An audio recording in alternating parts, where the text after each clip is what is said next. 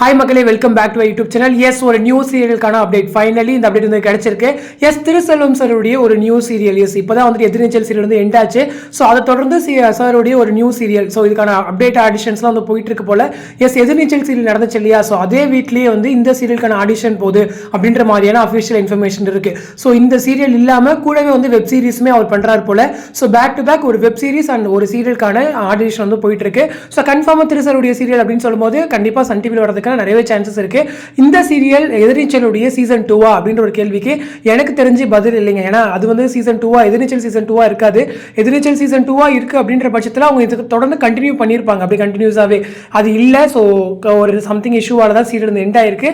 அதை தொடர்ந்து கோலங்கள் சீசன் 2 வரதுக்கு நிறையவே சான்சஸ் இருக்கு அப்படிங்கிறதா. ஏன்னா இதுக்கு முன்னாடி ஒரு இன்டர்வியூல கூட சார் சொல்லியிருப்பாரு, கோலங்கள் 2 உடைய ஸ்டோரிலாம் ரெடி.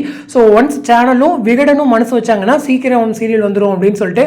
பட் விகடன் மனசு வைக்கல. எனக்கு தெரிஞ்சு சன் டிவி ப்ரொடியூஸ் பண்ணிடுவாங்கன்னு நினைக்கிறேன். ஸோ எனக்கு தெரிஞ்ச ரைட்ஸ் அவங்க கிட்ட தானே இருக்கும். ஸோ கோலங்கள் சீசன் 2க்கான ஆடிஷன் போயிட்டு இருக்கும்னு நினைக்கிறேன்.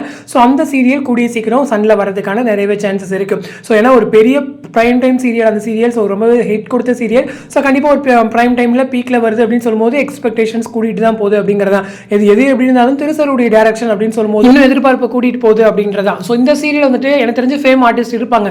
கண்டிப்பாக தேவயானி மேம் ட்ரை பண்ணுவாங்களான்னு கேட்டிங்கன்னா, ஏன்னா சீக்வன்ஸாக கொண்டு வராங்களா இல்லைன்னா வேறு டிஃப்ரெண்ட் ஸ்டோரியாக கொண்டு வராங்களா அப்படிங்கிறது தெரியல.